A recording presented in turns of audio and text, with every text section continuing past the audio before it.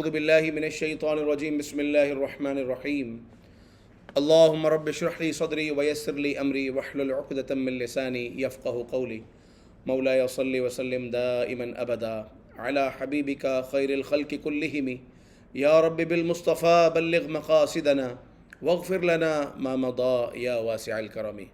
آج کا درس سورۃ التکویر کی آیات کا درس ہے، اور یہ وہ مبارک صورت ہے میرے آقا صلی اللہ تعالیٰ علیہ وآلہ وسلم جس کی نماز میں تلاوت فرمایا کرتے تھے۔ سورۃ التکویر، سورہ انفطار، سورہ انشقاق، یہ وہ آیات ہیں جن میں پروردگار عز و جل نے قیامت کے منظر کو بیان کیا ہے۔ جس طرح ایک مسلمان کا عقیدہ ہے کہ اللہ تبارک و تعالیٰ کی ذات ایک ذات ہے، مصطفیٰ کریم علیہ السلام ہمارے آخری نبی ہیں، اسی طرح مسلمانوں کا یہ عقیدہ ہے کہ اس جہاں کے بعد ایک جہاں اور بھی ہے۔ یہاں سے رخصت ہونے کے بعد ہمیں ایک ایسی جہاں میں آنکھ کھولنی ہے جہاں اپنے کیے کا حساب دینا ہے۔ جی ہاں، جہاں ہمارے نامہ اعمال کو وزن کیا جائے گا، اور جہاں اللہ تبارک و تعالیٰ کے حضور ہر شخص نے حاضر ہونا ہوگا، جہاں مصطفیٰ کریم علیہ السلام اپنے امتیوں کی شفاعت کریں گے، جہاں اللہ تبارک و تعالیٰ گناہ گاروں کو جہنم میں اور نیک لوگوں کو پروردگار عز و جل داخل جنت فرمائے گا، جہاں حوض کوثر کا پیالہ بھی ہے مگر وہیں پل صراط بھی ہے، وہ پل صراط جس پر لوگ بجلی کی تیزی کی طرح گزر رہے ہوں گے، اور وہی پل صراط جس پر لوگ کٹ کٹ کر جہنم میں گر رہے ہوں گے۔ وہی ایک راستہ ہے جہنم سے جو گزرتا ہوا جنت کی طرف جا رہا ہے، اور ہر ایک نے اس پر سے گزرنا ہے۔ تو قیامت کا آنا ایسا یقینی ہے جیسے ہمارا وجود، بلکہ اس سے بھی زیادہ یقینی ہے قیامت کا آنا، جس کے بارے میں اللہ تبارک و تعالی سورۃ التکویر میں ارشاد فرماتا ہے: اذا الشمس كورت واذا النجوم انكدرت واذا الجبال سيرت واذا العشار عطلت واذا الوحوش حشرت۔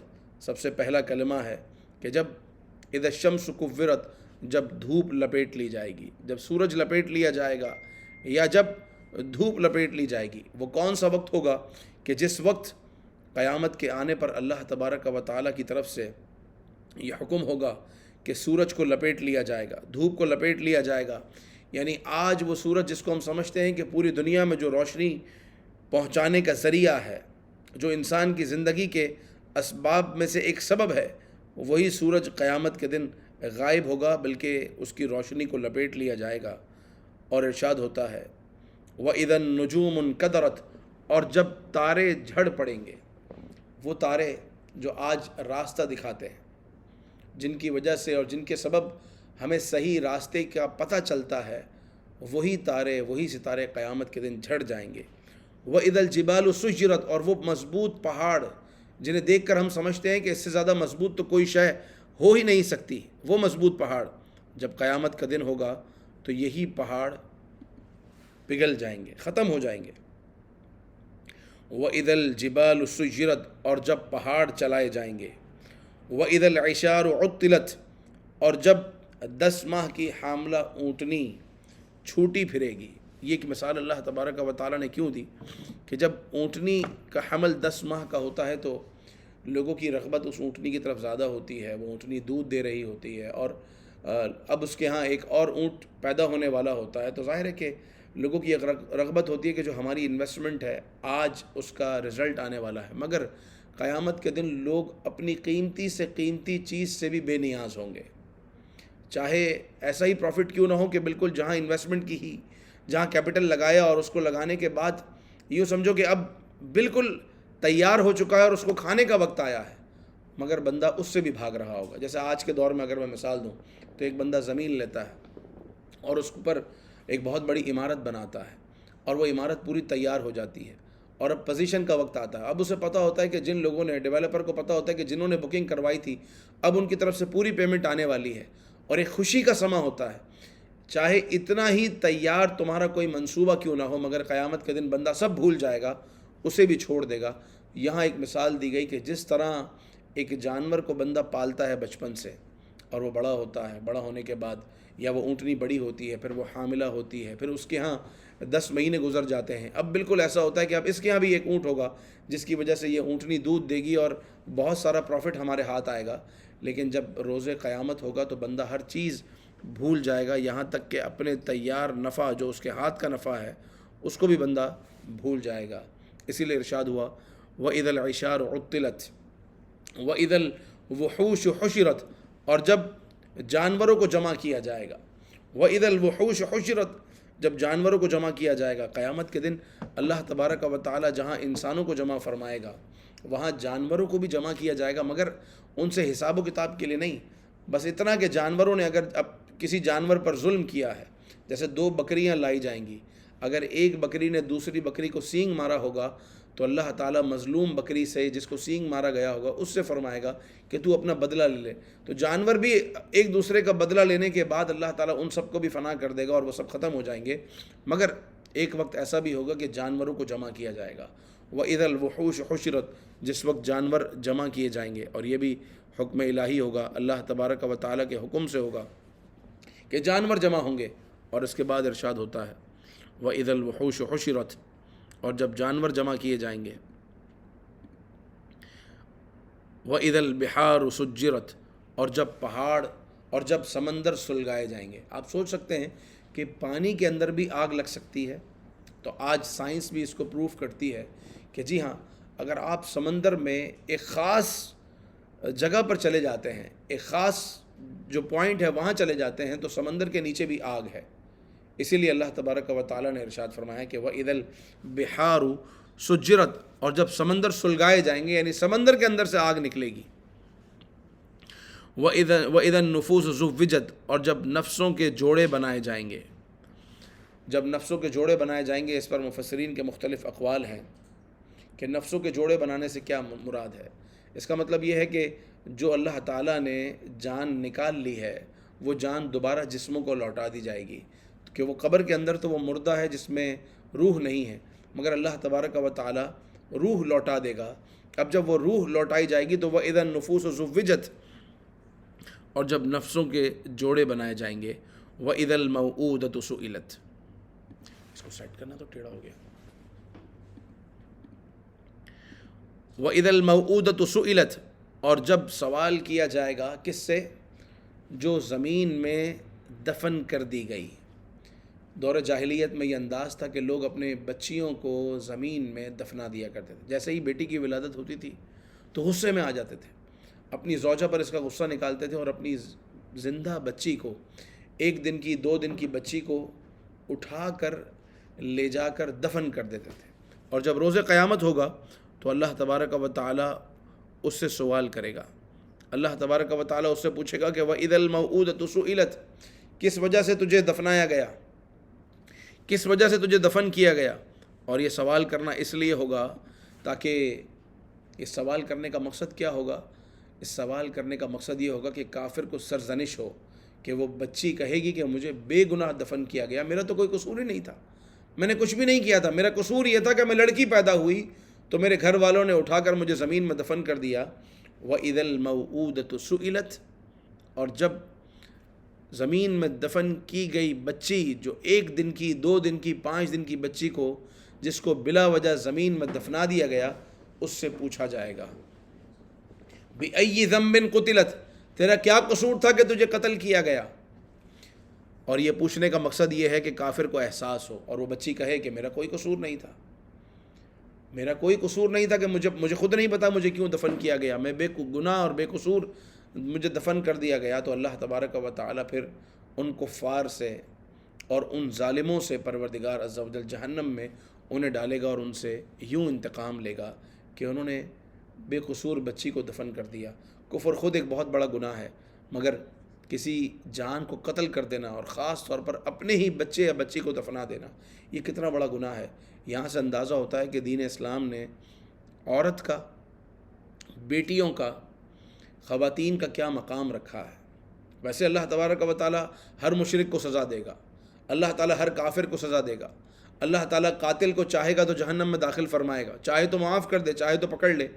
لیکن خاص یہ گناہ کہ جس میں کسی شخص نے اپنی بچی کو زمین میں زندہ دفن کیا، یہ گناہ ایسا ہے کہ قیامت کے دن خاص طور پر اس کا اعلان ہوگا بِأَيِّ ذَنبٍ قُتِلَتْ، کیا وجہ تھی کہ تجھے قتل کر دیا گیا؟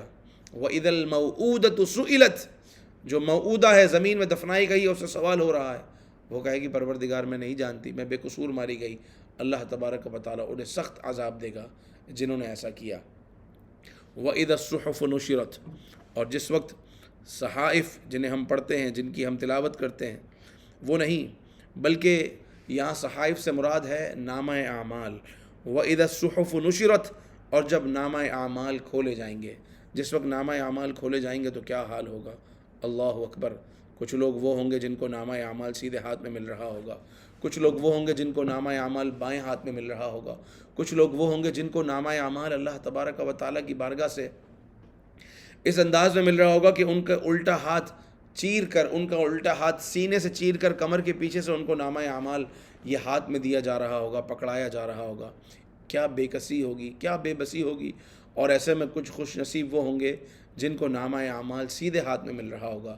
چنانچہ اللہ تبارک و تعالیٰ ارشاد فرماتا ہے وَأَمَّا مَنْ أُوتِيَ كِتَابَهُ بِيَمِينِهِ فَيَقُولُ هَاؤُمُ اقْرَءُوا كِتَابِيَهْ إِنِّي ظَنَنْتُ أَنِّي مُلَاقٍ حِسَابِيَهْ فَهُوَ فِي عِيشَةٍ رَاضِيَةٍ فِي جَنَّةٍ عَالِيَةٍ قُطُوفُهَا دَانِيَةٌ كُلُوا وَاشْرَبُوا هَنِيئًا بِمَا أَسْلَفْتُمْ فِي الْأَيَّامِ الْخَالِيَةِ. یہ وہ لوگ ہوں گے جن کو نامہ اعمال سیدھے ہاتھ میں ملے گا اور جن کو نامہ اعمال الٹے ہاتھ میں ملے گا. وَأَمَّا مَنْ أُوتِيَ كِتَابَهُ بِشِمَالِهِ فَيَقُولُ يَا لَيْتَنِي لَمْ أُوتَ كِتَابِيَهْ، وہ کہیں گے کاش مجھے میرا نامہ اعمال نہ دیا جاتا. وَلَمْ أَدْرِ مَا حِسَابِيَهْ، اور میں نہ جانتا میرا حساب کیا ہے. یا لیتہا کانت القاضیہ، کاش موت ہی میرا قصہ چکا جاتی، کاش موت ہی میرا قصہ چکا جاتی. ما اغنا عنی مالیہ، کچھ کام نہ آیا مجھے میرا مال. ہلک عنی سلطانیہ، اور میرا سارا کا سارا زور جاتا رہا. ابھی وہ یہ کہہ ہی رہا ہوگا کہ اللہ تعالیٰ فرمائے گا خذوہ فغلو، پکڑ لو اسے اور اسے توق ڈالو. ثم الجحیم صلو، پھر اسے بھڑکتی ہوئی آگ میں ڈالو. ثم فی سلسلۃ ذرعها 70 ذراعا فاسلکوہ، اور پھر اسے 70 ہاتھ لمبی زنجیریں پہناؤ. انہ کان لا یؤمن باللہ العظیم، اس لیے کہ یہ اللہ تبارک و تعالیٰ پر ایمان نہ لاتا تھا. تو جہاں سورۃ التکویر میں اللہ نے فرمایا کہ وَإِذَا الصُّحُفُ نُشِرَتْ، جب نامہ اعمال کھولے جائیں گے، تو جس وقت نامہ اعمال کھولے جائیں گے اس وقت لوگوں کا حال خراب ہوگا. کسی کو یہ سمجھ میں نہیں آ رہا ہوگا کہ آج ہم اللہ تبارک و تعالیٰ کی بارگاہ میں اپنی ساری زندگی کیے گئے گناہوں کا حساب دیں تو دیں کیسے. آپ سوچیں تو صحیح، بندہ ایک دن کا بھی، آج اگر میں اور آپ اپنی زندگی پر غور کریں تو ہم اپنی زندگی کا ایک دن کا بھی حساب نہیں دے سکتے. ہم اپنی زندگی کے چند گھنٹوں کا بھی حساب نہیں دے سکتے. اگر صرف یہی پوچھ لیا جائے کہ اس مہینے میں کہاں سے کمایا، کیسے کمایا، اور کہاں خرچ کیا اور کیسے خرچ کیا، صرف اگر یہ 4 سوال پوچھ لیے جائیں تو بہت سارے لوگ اس میں ناکام ہو جائیں گے. نہیں جواب دے سکتے کہ ہم نے کہاں سے کمایا اور کیسے کمایا. ہم 4 معزز لوگوں کے سامنے نہیں بتا سکیں گے کہ کہاں سے کمایا اور کیسے کمایا. ہم 4 اچھے لوگوں کے سامنے اس کا جواب نہیں دے سکیں گے کہ کہاں خرچ کیا اور کیسے خرچ کیا. ابھی تو میں نے صرف ایک بات کا سوال کیا ہے. اس کے علاوہ اگر یہ سوال ہو جائے کہ رات کیسے گزاری، اندھیرے تمہارے کیسے ہیں، اجالے تمہارے کیسے ہیں، صبح تم نے کیسے کی، رات کیسے کی، تو ہم میں سے اکثر وہ ہیں جو اس کا جواب نہیں دے سکتے. جب 1 دن اور 2 دن کی زندگی کا یہ حال ہے تو ساری زندگی کا حساب جو نامہ اعمال میں لکھا ہے اس کا ہم جواب کیسے دیں گے. میرا رب تو فرما رہا ہے وَإِذَا الصُّحُفُ نُشِرَتْ، جس وقت نامہ اعمال کھولے جائیں گے، جس وقت نامہ اعمال کھولے جائیں گے اس وقت حال کیا ہوگا، اس کا جواب ہم کیسے دیں گے. اللہ تبارک و تعالی ہمیں قیامت کے دن نامہ اعمال سیدھے ہاتھ میں نصیب فرمائے. اللہ تعالی ہمارے لیے آسانی فرمائے. آگے ارشاد ہوتا ہے وَإِذَا السَّمَاءُ نُشِرَتْ وَإِذَا السَّمَاءُ كُشِطَتْ، آگے ارشاد ہوتا ہے وَإِذَا السَّمَاءُ كُشِطَتْ، اور آسمان کھینچ لیا جائے گا. آسمان کھینچ لیا جائے گا. آسمان کیسے کھینچ لیا جائے گا؟ جس طریقے سے بکری کو ذبح کرنے کے بعد بکری کی کھال اتار لی جاتی ہے اور کھال کھینچ لی جاتی ہے، اس طرح آج جو آسمان ہمیں نظر آتا ہے جس میں کوئی ایک سوراخ نہیں ہے، جس میں کوئی ایک نقص نہیں ہے، جس کی طرف ہم اگر چاہے اس کا عیب اور نقص ڈھونڈنا بھی تو ہم نہیں ڈھونڈ سکتے. بلکہ سورہ ملک میں اللہ نے فرمایا کہ وَلَقَدْ زَيَّنَّا السَّمَاءَ الدُّنْيَا بِمَصَابِيحَ، ہم نے تو اس آسمان کو مصابیح سے مزین کیا. وَجَعَلْنَاهَا رُجُومًا لِلشَّيَاطِينِ وَأَعْتَدْنَا لَهُمْ عَذَابَ السَّعِيرِ. اس آسمان کی خصوصیت تو اللہ نے بیان کی، مگر یہی وہ آسمان ہے جو کھینچ لیا جائے گا. ارشاد ہوتا ہے کہ وَإِذَا السَّمَاءُ كُشِطَتْ، اور جب آسمان کھینچ لیا جائے گا. اور اس کے کھینچنے کی مثال ایسے ہوگی جس طرح بکری کی کھال کھینچ لی جاتی ہے. بتانے کا مقصد یہ ہے کہ جو ہم جس کائنات کو کل سمجھتے ہیں، سب کچھ سمجھتے ہیں، جس دنیا کو ہم سب کچھ سمجھتے ہیں، دنیا میں آدمی کیا چاہتا ہے کہ اس دنیا میں کسی اچھے سے ملک میں میرا اچھا سا گھر ہو، اسی کائنات کے اندر کوئی اچھا سا میرا بزنس ہو، میری اچھی اولاد ہو، میرے پاس اچھی زمین ہو، میرے پاس اچھی سواری ہو. یہی انسان کی خواہشیں ہیں نا. اس کائنات کی حقیقت کیا ہے؟ اللہ تبارک و تعالیٰ کی نظر میں اس کائنات کی حقیقت ایک مچھر کے پر سے بھی زیادہ ذلیل ہے. وہ کائنات جس میں ہم گھر کے خواہش مند ہیں اور جس کے اندر اپنی پراپرٹی بنانے کے لیے دنیا دن اور رات ایک کرتے ہیں، اس کا حال یہ ہوگا کہ قیامت کے دن یہ آسمان اس طرح کھینچ لیا جائے گا جس طرح بکری کی کھال کھینچی جاتی ہے. وَإِذَا السَّمَاءُ كُشِطَتْ. اللہ اکبر. جب آسمان کا یہ حال ہے تو زمین کا حال کیا ہوگا؟ جب آسمان کی یہ کیفیت ہے تو یہ عمارتیں، اور جب پہاڑوں کا یہ حال ہے کہ پہاڑ چل پڑیں گے تو جو بلڈنگیں بنی ہیں ان کا کیا حال ہوگا؟ وہ تو ریزہ ریزہ ہو کر اڑ جائیں گی، ختم ہو جائے گا سب کا سب. وہ سمندر کہ آج اگر سمندر کو دیکھنے کے لیے ہماری آنکھیں ٹھنڈی ہوتی ہیں، ہمیں اچھا لگتا ہے، وہ سمندر جو آج ہمیں دیکھنے کو اچھا لگتا ہے، قیامت کے دن یہی سمندر سلگا دیے جائیں گے، اس پانی میں آگ لگ جائے گی. اللہ اکبر. اتنا ہولناک سلسلہ ہوگا، مگر کس کے لیے؟ جو نافرمان ہیں. کس کے لیے؟ جو اللہ تبارک و تعالیٰ کی اطاعت و فرما برداری نہیں کرتے، جو نہیں مانتے. جو مانتے ہیں ان کے لیے تو لواء الحمد کے سائے ہوں گے، جو مانتے ہیں ان کے لیے تو آب کوثر کے پیالے ہوں گے، جو مانتے ہیں ان کے لیے تو شفاعت مصطفیٰ ہوگی، جو مانتے ہیں ان کے لیے تو بہتری ہوگی. اللہ تعالیٰ ہمارا اس میں شمار فرمائے. تو وَإِذَا الصُّحُفُ نُشِرَتْ کے بعد ارشاد باری ہے کہ وَإِذَا السَّمَاءُ كُشِطَتْ، اور اس کے بعد وَإِذَا الْجَحِيمُ سُعِّرَتْ، اور جب جہنم سلگائی جائے گی. تو جہنم کے سلگنے کا وہ کوئی پہلا دن نہیں ہوگا. جہنم تو سلگائی گئی اور 1000 سال، سلگانے کا مطلب یہ ہے کہ جلائی گئی. جہنم تو جلائی گئی اور 1000 سال تک جلائی گئی، کہ یہاں تک کہ اس کا جو کلر ہے وہ ریڈ سرخ ہو گیا. اور پھر اس کو 1000 سال تک جلایا گیا تو جہنم کی آگ جل کر وہ آگ خود کالی ہو گئی. اور جہنم اتنی زیادہ سلگائی گئی ہے. اس کے علاوہ جہنم میں ایک وادی ہے کہ جب جہنم کی آگ ٹھنڈی ہونے لگتی ہے تو اللہ تبارک و تعالیٰ اس وادی کو حکم دیتا ہے تو وہ دوبارہ بھڑک اٹھتی ہے. ان تمام بھڑکنے کے باوجود اور اتنے جلنے کے باوجود پھر اللہ تعالیٰ ارشاد فرما رہا ہے کہ وَإِذَا الْجَحِيمُ سُعِّرَتْ، اور پھر جب جہنم بھڑکائی جائے گی. اور وہ جہنم کیسے بھڑکائی جائے گی؟ کچھ لوگ ہیں اسی دنیا میں جو جہنم کا ایندھن بنیں گے. ان لوگوں کو پہلے داخل کیا جائے گا جس کی وجہ سے جہنم کی آگ اور بھڑکے گی، اور پھر اور لوگوں کو داخل کیا جائے گا. یقیناً کافر، مشرک اور اللہ تعالیٰ کو نہ ماننے والے تو جہنم میں جائیں گے ہی جائیں گے. مگر ایک حدیث پاک میری نظر سے گزری جو دل ہلا دینے والی ہے کہ وہ پہلے وہ لوگ جن کے ذریعے جہنم کو سلگایا جائے گا، یعنی وہ لوگ جو جہنم کا ایندھن بنیں گے، وہ کون ہیں؟ وہ کافر و مشرک نہیں ہے. جو جہنم کا ایندھن بنیں گے وہ یقیناً کافر و مشرک جہنم میں داخل ہوں گے.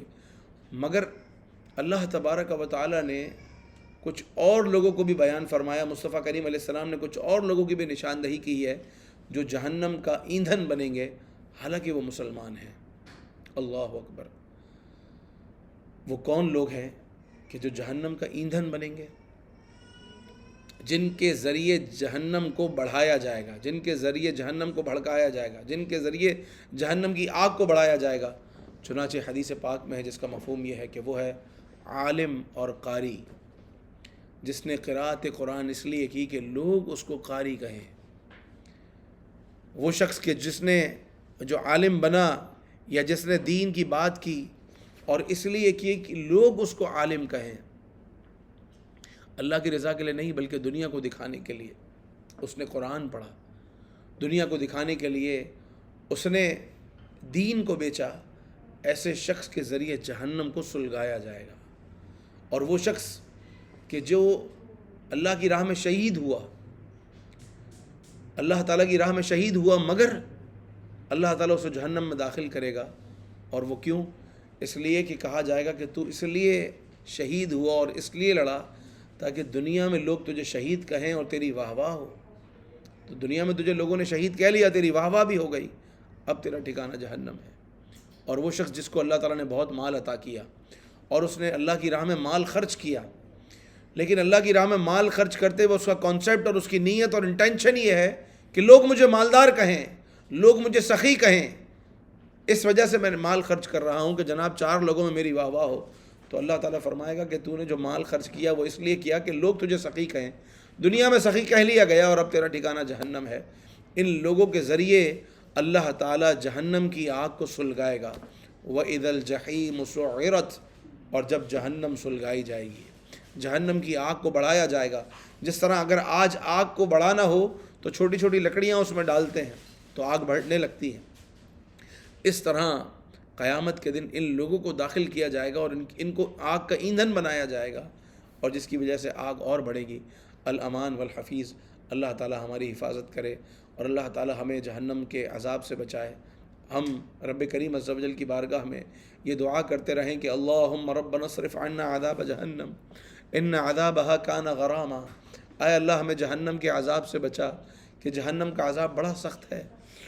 اللہم ربنا اصرف عنا عذاب جہنم ان عذابها کان غراما، اے اللہ ہمیں جہنم کے عذاب سے بچا کہ جہنم کا عذاب بڑا سخت ہے۔ اے اللہ ہماری حفاظت فرما، اور جو لوگ اس حدیث میں بیان ہوئے پروردگار ہمیں ویسا ہونے سے بچا۔ اگر ہم علم کی بات کریں فقط تیری رضا کے لیے، قرآن پڑھیں مولا تیری رضا کے لیے، سخاوت کریں تیری رضا کے لیے، اے اللہ تیری راہ میں شہید ہوں تو تیری رضا کے لیے، دنیا کو دکھانے کے لیے نہیں۔ پروردگار ہمیں ہر عمل میں اخلاص عطا فرما۔ میرا ہر عمل بس تیرے واسطے ہو، میرا ہر عمل بس تیرے واسطے ہو، کر اخلاص ایسا عطا یا الہی، کر اخلاص ایسا عطا یا الہی۔ آگے ارشاد ہوتا ہے وَإِذَا الْجَنَّةُ أُزْلِفَتْ، اور جب جنت کو سجایا جائے گا اور جب جنت قریب لائی جائے گی، وَإِذَا الْجَنَّةُ أُزْلِفَتْ، اور جب جنت قریب لائی جائے گی، عَلِمَتْ نَفْسٌ مَّا أَحْضَرَتْ، ہر جان یہ جان لے گی کہ اس نے کیا کیا۔ عَلِمَتْ نَفْسٌ مَّا أَحْضَرَتْ، ہر جان جان لے گی جو وہ لائی ہے۔ ہر جان کو پتہ چل جائے گا کہ دنیا میں اس نے جو کچھ کیا ہے وہ سب اس کے سامنے ہوگا، کیونکہ نامہ اعمال اس کے سامنے، اس کا اپنا جسم اس کے ساتھ، گواہی دینے کے لیے اس کا اپنا جسم موجود، اس کی اپنی جلد موجود، اس کے اپنے کان موجود، اس کی اپنی زبان موجود، اس کا اپنا ذہن موجود، اپنا دماغ موجود، سب کچھ اسے یاد آئے گا جو کچھ وہ دنیا میں کرتا رہا ہے۔ علمت نفس ما احضرت، جب قیامت کا دن ہوگا تو جو ہر شخص وہ جان لے گا جو کچھ اس نے کیا ہے۔ علمت نفس ما احضرت، تو کہیں اللہ تعالیٰ نے ارشاد فرمایا یا ایھا الانسان انک کادح الی ربک قدحا فملاقی، تو کہیں میرے رب عز و جل نے ارشاد فرمایا کہ علمت نفس ما احضرت، ہر جان جان لے گی جو کچھ اس نے کیا ہے۔ تو کہیں اللہ تعالیٰ ارشاد فرماتا ہے یا ایھا الذین آمنوا اتقوا اللہ ولتنظر نفس ما قدمت لغد، اے ایمان والو اللہ سے ڈرو اور ہر شخص یہ دیکھے کہ اس نے اپنے آگے کے لیے کیا بھیجا ہے، اپنے آگے کے لیے وہ کیا کر رہا ہے۔ یہی بات اللہ تبارک و تعالیٰ نے دنیا میں تمہیں بتائی کہ تم آخرت کے لیے کوشش کرو اور سوچو اور دیکھو کیا کر رہے ہو، اور جب قیامت کا دن آئے گا تو ارشاد ہوتا ہے علمت نفس ما احضرت، ہر جان جان لے گی جو کچھ اس نے کیا ہے۔ پھر ارشاد ہوتا ہے فلا اقسم بالخنس الجوار الکنس واللیل اذا عسعس والصبح اذا تنفس انه لقول رسول کریم ذی قوة عند ذی العرش مکین مطاع ثم امین وما صاحبکم بمجنون ولقد رآہ بالافق المبین۔ اللہ تعالیٰ نے ارشاد فرمایا ان آیات کے اندر تو ستاروں کی قسم جو الٹے چلیں، الجوار الکنس، اور وہ ستارے جب وہ سیدھے چلیں اور چھپ جائیں، واللیل اذا عسعس، اور رات کی قسم ہے کہ جب وہ پیٹ پھیرے، یعنی جب رات کی قسم ہے جب وہ چلی جائے، والصبح اذا تنفس، اور صبح کی قسم ہے جب وہ سانس لے، یعنی جب صبح سامنے آتی ہے۔ اللہ تعالیٰ نے ان چیزوں کی قسموں کو یاد کرنے کے بعد ارشاد فرمایا اِنَّهُ لَقَوْلُ رَسُولٍ کریم، یہ جو قرآن ہے، یہ جو کلام ہے، یہ عزت والے رسول کا ہے۔ اِنَّهُ لَقَوْلُ رَسُولٍ کریم، یہ عزت والے رسول کا کلام ہے۔ حضرت جبریل امین علیہ السلام کے ذریعے مصطفیٰ جان رحمت صلی اللہ علیہ وسلم تک پہنچا ہے۔ تو بعض مفسرین نے کہا کہ یہاں رسول کریم سے مراد جبریل امین علیہ السلام کی ذات ہے، اور بعض نے کہا کہ یہاں رسول کریم سے مراد مصطفیٰ کریم علیہ السلام کی ذات ہے۔ انہ لقول رسول کریم، یہ رسول کریم کا قول ہے، یہ جو قرآن ہے، یہ جو گفتگو ہے، یقیناً اللہ تعالیٰ کا کلام ہے، مگر رسول کریم کے ذریعے تمہیں ملا ہے۔ جبریل امین کے ذریعے مصطفیٰ جان رحمت صلی اللہ علیہ وسلم کو ملا، اور آپ علیہ السلام کے ذریعے ہمیں ملا۔ تو انہ لقول رسول کریم ذی قوت عند ذی العرش مکین، اور اس رسول کریم کی شان یہ ہے کہ وہ قوت والے ہیں اور عرش کے مالک کے حضور عزت والے ہیں۔ اللہ تبارک و تعالیٰ کے حضور جن کا مقام ہے، ذی قوت ہیں، وہ قوت والے ہیں، اور ذی العرش مکین ہیں۔ وما صاحبکم بمجنون، اور تمہارے صاحب مجنون نہیں ہیں۔ مصطفیٰ کریم علیہ السلام مجنون نہیں ہے۔ بعض کفار نے یہ کہا معاذ اللہ کہ آپ علیہ السلام مجنون ہیں۔ اللہ نے فرمایا وما صاحبکم بمجنون، اور تمہارے صاحب مجنون نہیں ہے۔ جس وقت نبی پاک علیہ السلام نے ارشاد فرمایا کہ میں معراج اللہ تعالیٰ نے مجھے عطا کی، اور میں گیا اور میں نے یہ تمام نظارے کیے، میں نے یہ تمام چیزیں دیکھی، تو جب کافروں نے سنا تو کہنے لگے کہ تمہارے صاحب مجنون ہو گئے، کیسی باتیں کر رہے ہیں۔ اللہ نے فرمایا وما صاحبکم بمجنون، تمہارے صاحب مجنون نہیں ہے۔ وَلَقَدْ رَآهُ بِالْأُفُقِ الْمُبِينِ، اور یقیناً بے شک انہوں نے اسے روشن کے کنارے پر دیکھا۔ یعنی مصطفیٰ کریم علیہ السلام نے جبریل امین کو جو سورج نکلنے کی جگہ ہے وہاں پر جبریل امین علیہ السلام کو ان کی اصلی صورت میں اور اصلی حالت میں دیکھا۔ جبریل امین علیہ السلام کبھی انسانوں کے روپ میں آئے، کبھی دیگر فرشتوں کے روپ میں آئے، کبھی کسی اور کے روپ میں آئے، مگر جبریل امین علیہ السلام کی ایک اپنی بھی صورت ہے، اور اس اپنی صورت میں نبی پاک علیہ السلام نے جبریل امین کو کہاں دیکھا؟ وَلَقَدْ رَآهُ بِالْأُفُقِ الْمُبِينِ، وہ جو روشنی نکلنے کی جگہ ہے، سورج نکلنے کی جگہ، وہاں دیکھا۔ اور آگے ارشاد ہوتا ہے وَمَا هُوَ عَلَى الْغَيْبِ بِضَنِينٍ، اور رسول پاک صلی اللہ تعالی علیہ وآلہ وسلم یہ غیب بتانے پر، یہ نبی صلی اللہ علیہ وسلم غیب کی خبریں دینے میں بخیل نہیں ہے۔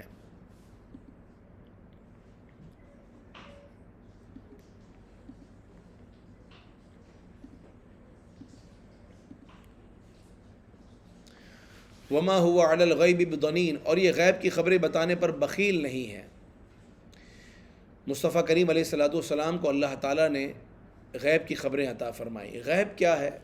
جو باتیں ظاہر نہیں ہیں، جو چھپی ہوئی ہیں، وہ غیب ہے۔ قیامت کب آئے گی، یہ بھی ایک غیب ہے۔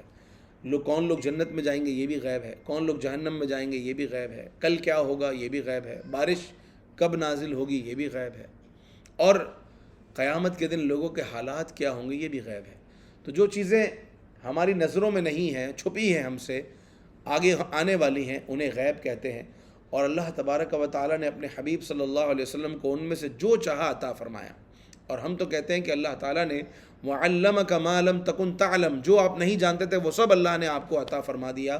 اور مصطفیٰ کریم علیہ السلام نے جو مناسب سمجھا، اور جو میرے رب عز و جل نے جس بات کا اذن عطا فرمایا، وہ باتیں نبی پاک علیہ السلام نے اپنی امت کو بتائیں، کیونکہ یہ غیب بتانے پر بخیل نہیں۔ بخیل کہتے ہیں کنجوس کو، تو آپ علیہ السلام کنجوس نہیں ہے۔ وما هو علی الغیب بضنین، یہ غیب بتانے پر کنجوس اور بخیل نہیں ہے۔ خود سیدنا عمر بن خطاب رضی اللہ تعالیٰ عنہ کہتے ہیں کہ ایک روز آپ صلی اللہ علیہ وسلم ممبر پر جلوہ فرما ہوئے، اور آپ علیہ السلام نے جب سے کائنات بنی ہے تب سے لے کر قیامت تک جو کچھ ہونے والا ہے وہ سب کا سب آپ علیہ السلام نے بیان کر دیا۔ نمازوں کے لیے ممبر سے اترتے اور نماز کے بعد دوبارہ ممبر پر جلوہ فرما ہوتے، اور پھر بیان اور تقریر شروع ہو جاتی، اور آپ علیہ السلام فرماتے رہتے، اور یہاں تک کہ اتنا حضور اکرم صلی اللہ علیہ وسلم نے ارشاد فرمایا کہ قیامت آ گئی۔ یہاں تک کہ آپ علیہ السلام نے اتنا بیان کیا کہ جنتی جنت میں چلے گئے اور دوزخی دوزخ میں چلے گئے۔ بس بات یہ ہے کہ جس نے یاد رکھا اس نے یاد رکھا، اور جس نے بھلا دیا اس نے بھلا دیا۔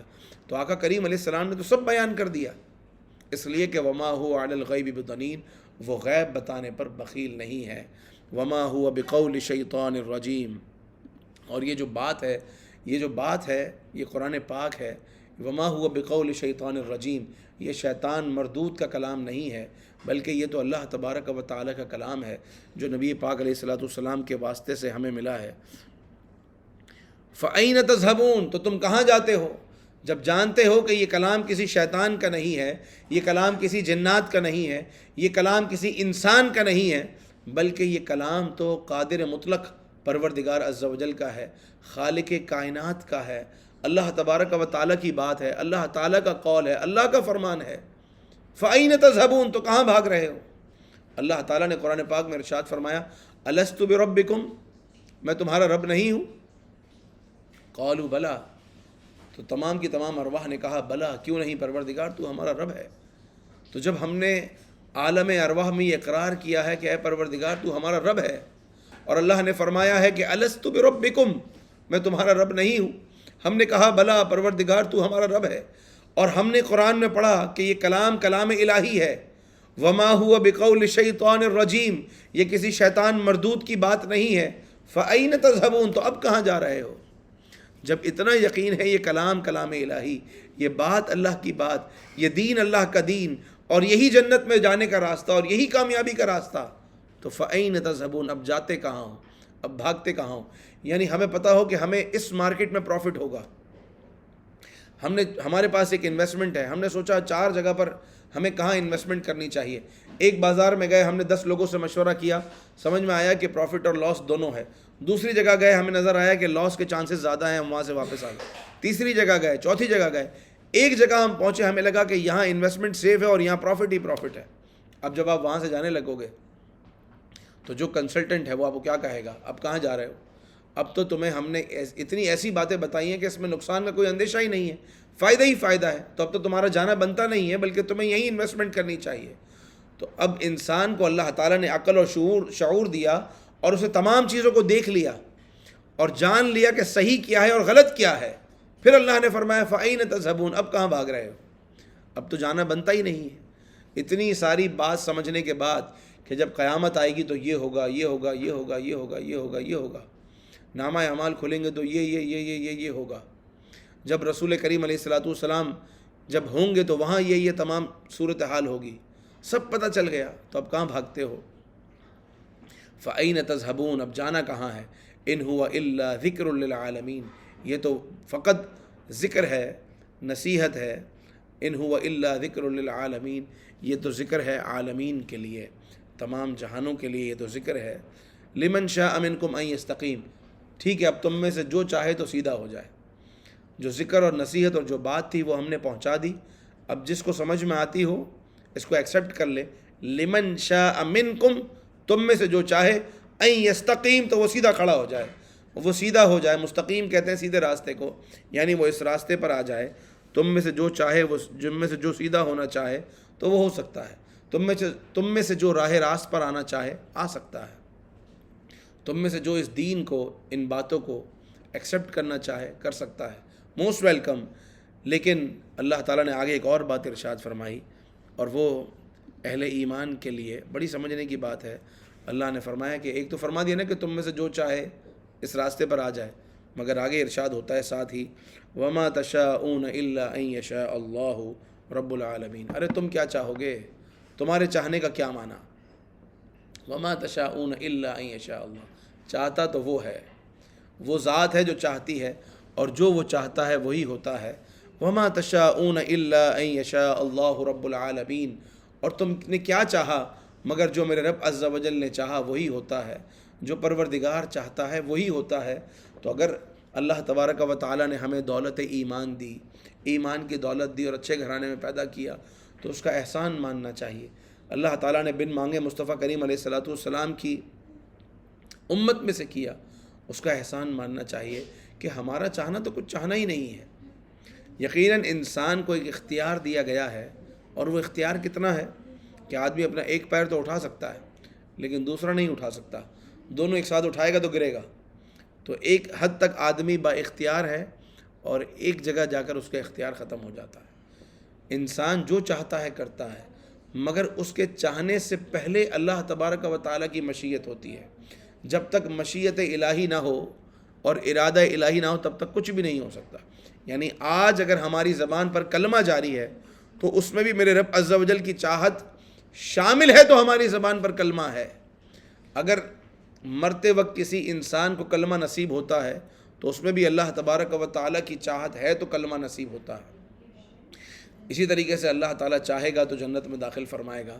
تو جب چاہنا اللہ ہی کا چاہنا ہے، جیسے حدیث قدسی بھی ہے نا کہ ایک بندے، ایک تیری چاہت ہے اور ایک میری چاہت، اور ہوگا وہی جو میری چاہت، اور اگر تو نے چاہا وہ جو تیری چاہت ہے تو میں تجھے تھکا دوں گا اس میں جو تیری چاہت ہے، اور اگر تو نے چاہا وہ جو میری چاہت ہے تو میں تجھے وہ بھی عطا کروں گا جو تیری چاہت ہے، اور ہوگا وہی جو میری چاہت ہے۔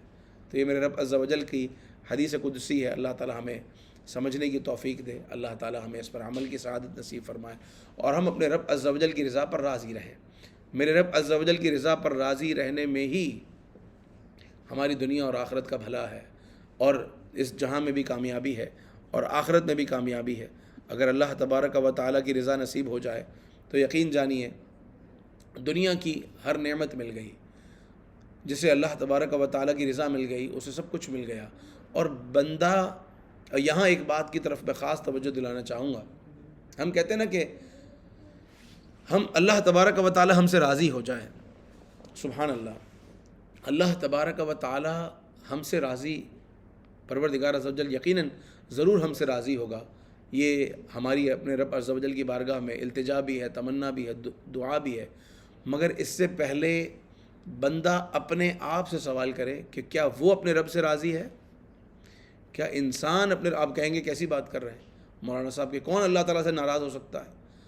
اللہ تعالیٰ سے راضی ہونے کا مطلب یہ کہ اللہ تعالیٰ کی تقسیم پر راضی ہے، یعنی جو اللہ نے ہمیں دیا ہے کیا ہم اس پر راضی ہیں، سیٹسفائی ہیں کہ ہمیں جو ملا ہے وہ ٹھیک ملا ہے، یا ہم یہ دیکھتے ہیں کہ فلاں کے پاس تو یہ ہے میرے پاس کیوں نہیں ہے، فلاں کے پاس تو یہ ہے میرے پاس کیوں نہیں ہے، فلاں کے پاس تو اتنا بڑا گھر ہے میرے پاس کیوں نہیں ہے، فلاں کے پاس تو بزنس ہے میں تو جاب کر رہا ہوں کیوں ایسا ہے، فلاں کے پاس تو بیٹے بھی ہیں بیٹیاں بھی ہیں میرے پاس دونوں چیزیں نہیں ہیں کیوں ایسا ہے؟ تو جب ہم ہی اللہ تبارک و تعالیٰ سے راضی نہیں ہیں اگر، تو پروردگار عز و جل ہم سے کیسے راضی ہوگا؟ تو اللہ تعالیٰ کی رضا حاصل کرنے کے لیے سب سے پہلا نقطہ یہ ہے کہ تم تو اپنے رب سے راضی ہونا سیکھو۔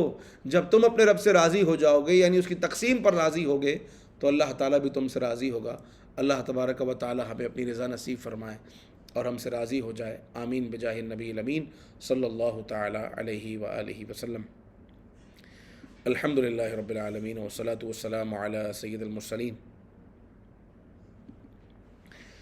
یا اللہ یا رحمان یا رحیم یا کریم یا ربنا یا ربنا یا ربنا یا ربنا، اے اللہ، اے پروردگار عالم، الہ العالمین ہمارے گناہوں کو معاف فرما، الہی ہمارے تمام صغیرہ کبیرہ گناہوں کو معاف فرما دے اے اللہ، اور ہم سے راضی ہو جا۔ الہی ہماری حاضری کو اپنی بارگاہ میں قبول فرما، اس درس قرآن کو اپنی بارگاہ میں شرف قبولیت عطا فرما، اس میں جو غلطیاں کوتاہیاں ہو گئی معاف فرما۔ اے اللہ، ہمارا ہر عمل بس تیری رضا کے لیے ہو، میرا ہر عمل بس تیرے واسطے ہو، کر اخلاص ایسا عطا یا الہی۔ الہ العالمین ہمیں ریاہ کاری کی نحوست سے بچا، اے اللہ، 5 وقتہ نماز با جماعت کی توفیق عطا فرما۔ الہ العالمین ہم سے صدا کے لیے راضی ہو، الہی اپنی رضا میں ہمیں اپنی رضا نصیب فرما۔ الہ العالمین تیری تقسیم پر ہمیں راضی رہنے کی سعادت عطا کر۔ میرے مالک ہمارے بیماروں کو شفا عطا کر دے، اے اللہ جو پریشان حال ہے ان کی پریشانیوں کو دور فرما، جو مصیبت زدہ ہیں ان کی مصیبتوں کو دور فرما، جو تکلیف میں ہیں ان کی تکلیفوں کو دور فرما۔ الہ العالمین جو ہمارے حق میں بہتر ہے ہمیں عطا فرما، اور جو ہمارے حق میں بہتر نہیں ہے اس کے سوال سے بھی ہمیں باز رکھ۔ اللہم ربنا تقبل منا انک انت السمیع العلیم وتب علینا یا مولانا انک انت التواب الرحیم فسہل یا الہی کل صعب بحرمت سید الابرار ساحل۔ الہ العالمین بے روزگاروں کو اچھا روزگار عطا کر، بے چینوں کو چین عطا کر، اور بے سکونوں کو سکون عطا کر، بے قراروں کو قرار عطا کر، جو جس چیز کے سوالی ہیں عافیت کے ساتھ سلامتی کے ساتھ نصیب فرما۔ اے اللہ صاحب خانہ کے جن کے ہم موجود ہیں، صاحب خانہ کے رزق میں، عمر میں، جان میں، مال میں، عزت میں اور تقوی پرہیزگاری میں برکت وسعت عطا فرما، اپنے سوا کسی کا محتاج نہ فرما، حاسدوں کے حسد سے بچا، ظالموں کے ظلم سے بچا، شریروں کے شر سے بچا، بد نظروں کی بد نظری سے بچا، زمینی آسمانی آفت و بلاؤں سے بچا، ہر بری گھڑی سے بچا، ہر بری آفت سے بچا۔ اے اللہ یہ دعائیں ہمارے حق میں بھی قبول فرما۔ الہ العالمین ہمیں دونوں جہاں پر اپنی رحمتوں میں سے حصہ نصیب فرما۔ ہمارے والدین کو سلامتی عطا فرما، انہیں درازی عمر بالخیر عطا فرما، ہمارے والدین کی خیر فرما۔ اے اللہ ہمارے والدین سے صدا کے لیے راضی ہو، ان کی ہر مشکل تکلیف کو دور فرما، ہمارے بچوں کی خیر فرما، جو دعائیں مانگ سکے نہ مانگ سکے ہمارے حق میں جو بہتر ہے عطا فرما۔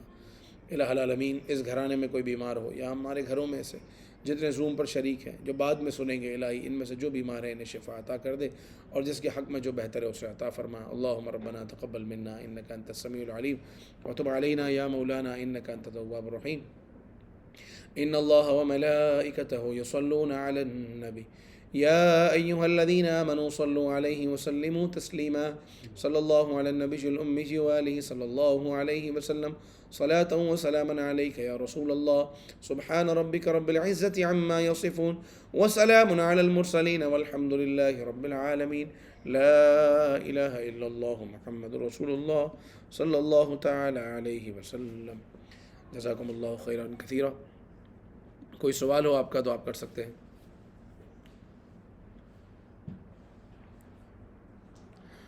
جزاک اللہ، فی امان اللہ، السلام علیکم ورحمۃ اللہ وبرکاتہ۔